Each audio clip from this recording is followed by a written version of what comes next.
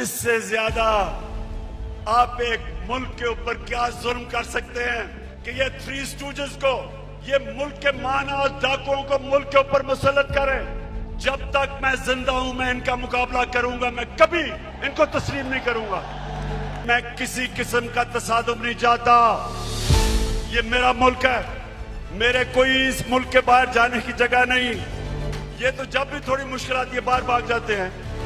وہ اسحاق ڈار، وہ یہیں ادھر ہی پرانے شہر میں اس کا باپ کی سائیکلوں کی دکان تھی، بڑا محنت کا آدمی تھا، لیکن آج کل ان کو ذرا دیکھیں، لگتا ہے وہ کوئی برطانیہ کا لارڈ تھا۔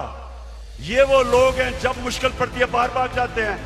ہمارا میرا جینا مرنا پاکستان ہے، ہماری فوج ہے، ہماری پولیس ہے۔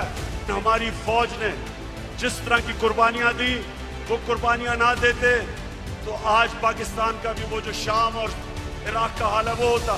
تو ہم اجداد دیتے اپنی فوج کو، اپنی پولیس کو۔